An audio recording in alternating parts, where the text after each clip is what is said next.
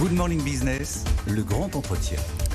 Le grand entretien ce matin, c'est avec Bernard Thibault. Bonjour, co-président du comité de suivi de la charte sociale pour les JO 2024. Ces JO qui s'accélèrent, c'est désormais dans quelques jours. On aura pile 25 jours avant le lancement de la cérémonie d'ouverture, le décret sur l'assurance chômage qui va être publié. Est-ce que le timing vous étonne ? Non, enfin il m'étonne pas, mais j'avais pourtant indiqué combien c'était surprenant de la part d'un gouvernement qui aspire, souhaite, proclame la trêve sociale et en même temps, quelques jours avant le début des épreuves olympiques, d'annoncer la réforme contestée par tous les syndicats. C'est-à-dire qu'il y avait encore débat, contradiction, mais tous les syndicats disent combien cette réforme va être néfaste pour les ayants droit, pour les précaires en particulier. Et moi, je partage les protestations des 5 confédérations syndicales qui ont dit leur désaccord. Mais encore une fois, sur ce sujet, le gouvernement a l'intention de passer outre, manifestement, pour des raisons, j'y insiste, qui sont exclusivement financières. On veut faire des économies, on dit 3,6 milliards et certains économistes vont bien au-delà sur les projections, sur le dos des plus précaires, puisque naturellement, ça n'est pas en privant de droits les chômeurs que ça va leur permettre de trouver plus facilement un emploi. La moitié des chômeurs ne sont pas indemnisés, ne touchent aucune indemnité. Pourquoi ceux-là ne parviennent pas à accéder à l'emploi? Donc la démonstration est déjà faite que ça n'est pas une bonne méthode, sauf à précariser davantage ceux qui sont déjà dans des situations difficiles. 400 000 emplois non pourvus en face, Bernard Thibault. Qu'est-ce qu'on peut faire pour faire en sorte qu'il y ait quand même cette adéquation? Mais il faut regarder filière par filière, mais il est un fait notable que dans certaines activités, la précarité sociale de certains métiers n'incite pas au recrutement. Je pense à la filière de la sécurité privée, par exemple, qui fait l'actualité depuis plusieurs semaines, depuis plusieurs mois, et qui encore aujourd'hui le fait quant à savoir si nous aurons les effectifs disponibles pour la bonne organisation des Jeux Olympiques. Et moi, j'en doute, tout simplement. Il y a déjà eu des primes, il y a eu des augmentations de salaire, il y a eu des relevés. Ça ne suffit pas, ça ne suffit pas. Non, mais dans la sécurité privée, manifestement, les négociations qui ont eu lieu en fin d'année dernière sur l'évolution des salaires ont généré un sentiment contrasté parmi les syndicats. C'est pas le seul domaine. Certains ont approuvé les évolutions salariales, mais avec la promesse de revoir les primes. Il y a beaucoup de primes dans ce secteur-là, parce qu'on travaille la nuit, on travaille le week-end, on travaille le dimanche, on travaille en province, ça, c'est partout pareil. Oui. À partir du moment où il y a des horaires mais ça ne s'est pas fait. Donc les revenus, sont fondamentalement bas en termes de rémunération. Les suggestions sont nombreuses en termes d'horaire. Et les contraintes locales et la pression du métier dans un environnement JO qui va être particulièrement, objet de pression, d'enjeux particuliers, font qu'il y a une insatisfaction, d'où les difficultés de recrutement dans la filière. On ne peut pas vivre durablement, ou en tout cas c'est très difficile, en exerçant uniquement une activité dans la sécurité privée. 40% des effectifs changent chaque année. Ce n'est pas un métier considéré comme un métier d'avenir, à tort, puisqu'il y a besoin de sécurité de plus en plus. Donc il faut revoir les conditions sociales, mais on peut prendre le secteur du commerce, de la restauration. Restauration, typiquement, avec cette aspiration des salariés à ne plus travailler en horaire décalé, ne plus travailler le week-end, tout ça est tout à fait entendable. Mais à un moment donné, il y a une demande, il y a un marché, on mange à midi, on mange le soir. Mais bien comment on adapte? Mais comment on fait qu'il y ait cette... Il n'y a pas forcément une aspiration à ne pas travailler le week-end. Il y a tout un tas de métiers, notamment dans le service public, où on travaille le week-end. Le tout étant de savoir si on est capable de dégager un équilibre social sur contrainte, contrepartie, quel niveau de rémunération, quelle compensation. Si on travaille le week-end, on peut avoir des compensations en termes de repos supplémentaires peut-être, en termes de meilleure rémunération. Il y a différentes réponses. Mais si on perçoit qu'on est corvéable, manipulable à merci, eh ben ça n'est pas un métier attrayant. Donc c'est pas forcément la contrainte horaire qui en soi est rebutée, ce sont les contreparties. Quel équilibre social on est prêt à concevoir? L'organisation du travail dans les restaurants, et d'ailleurs certains chefs d'entreprise de restauration ont compris par exemple qu'il fallait recomposer la journée de travail et en finir avec des amplitudes où vous commencez de bonne heure le matin de très bonne heure et vous finissez le soir très tard, avec une grande coupure durant la mi-journée qui ne sert à rien, qui est inutilisable.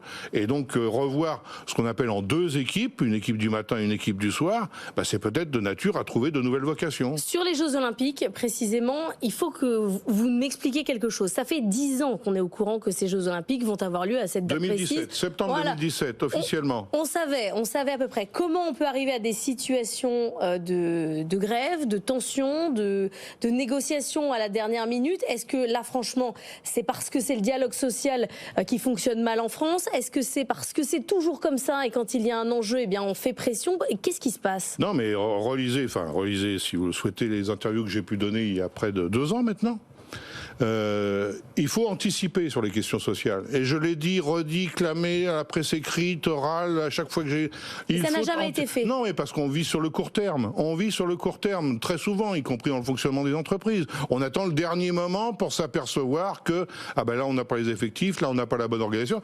On ne veut pas non plus souvent discuter avec les personnels eux-mêmes des modalités d'organisation du travail. Tout le monde comprend bien que la présence des JO va impacter déjà la vie de ceux qui sont dans les entreprises travaillant au service des Jeux, c'est déjà un premier panorama, mais même pour la région parisienne, des entreprises vont être amenées à changer de mode d'organisation peut-être du travail compte tenu des contraintes nouvelles. Il faut aussi en discuter avec les personnels. Et vous pensez que ça aurait changé quelque chose, cette anticipation, que si on avait décidé une prime il y a 2 ans, on n'aurait pas eu la renégociation C'est pas là? qu'une affaire de prime. C'est pas qu'une affaire de prime. Moi, j'ai entendu ces derniers jours, on a un peu caricaturé la position des organisations syndicales en considérant que c'était la course aux primes. 2 000 euros, en gros, pour toute personne qui travaille dans le secteur public. Il n'y a pas que ce sujet-là. Vous prenez la question des hôpitaux parisiens, par exemple. Les personnels s'inquiètent du peu à la fois de clarté, mais d'effectifs dont ils vont pouvoir disposer pour faire face à ce regain de présence qui est, d'après eux, d'après certains en tout cas, une source potentielle de risque, parce qu'il va y avoir un brassage de population hors norme. Ça peut s'entendre, et je ne suis pas un spécialiste. Et donc, par souci d'économie, là aussi, parce qu'on est sur un plan d'économie de 10 milliards dans le pays, on voudrait que les Jeux ne nous coûtent rien, ou le moins possible. On laisse entendre au personnel qu'on fera appel à eux en cas d'urgence, autrement dit, ils pourront peut-être avoir des congés mais appeler au téléphone. Enfin, ils n'ont aucune visibilité pour beaucoup d'entre eux sur ce qui va se passer cet été. Et les personnels de l'hôpital sont des salariés comme les autres, ils aspirent à avoir une visibilité sur leur vie familiale. Est-ce que je pourrais avoir des congés et combien? À quelle période? Est-ce que je vais devoir travailler et combien de temps et avec quels effectifs? Tout ça n'est pas réglé. Tout ça n'est pas totalement réglé et on peut le prendre service par service parce qu'on n'a pas anticipé. On avait la promesse en juin 2023, à la demande du comité, de négocier avec le gouvernement pour la fonction publique. On nous a promis des négociations fin 2023. Elles n'ont pas eu lieu. Et c'est ces dernières semaines que les choses commencent à se concrétiser. Donc on approche de l'événement. Et plus on approche de l'événement, bah effectivement... Mais il y a eu quand même des anticipations avec la signature de cette charte sociale. Oui, mais ça, c'est une initiative des syndicats. La charte sociale, c'est une initiative des syndicats français. Avec le patronat. Avec le comité d'organisation. Et quand Paris a été retenu, avec les organisations patronales. Mais s'agissant de l'État employeur, ni les employeurs privés, ni les syndicats n'ont le pouvoir de décision. C'est l'État employeur qui décide. Et de ce point de vue-là, il n'a pas été exemplaire dans la conduite des négociations, c'est le moins qu'on puisse dire. Quand vous voyez là quand même qu'il y a cette obtention de primes autour de 2 000 euros quand même dans la fonction publique, vous dites... Finalement, c'était une bonne moisson, ça a été utile, ces Jeux Olympiques, au moins c'est ça de gagner. Il aurait fallu pour le moins dans la fonction publique avoir une approche cohérente, c'est la fonction publique, mais il n'y a pas eu de discussion centrale. Ce qui a ouvert le bal, je dirais, des primes, c'est l'annonce au ministère de l'Intérieur, s'agissant de la situation des policiers. Donc après, il ne faut pas s'étonner que si, au lieu de ce genre de déclaration unilatérale pour un ministère et une catégorie d'agents publics, on avait eu des discussions centrales, coordonnées, qui permettaient à l'ensemble des agents de se considérer comme il convenait par rapport à la charge et leur mobilisation attendue. Comme quoi, un peu de management privé, ça n'aurait pas fait de mal. Non, je ne parle pas spécialement du management privé. Le management privé n'est pas dire systématiquement exemplaire. Ah là, ça aurait peut-être pas fait de mal, non?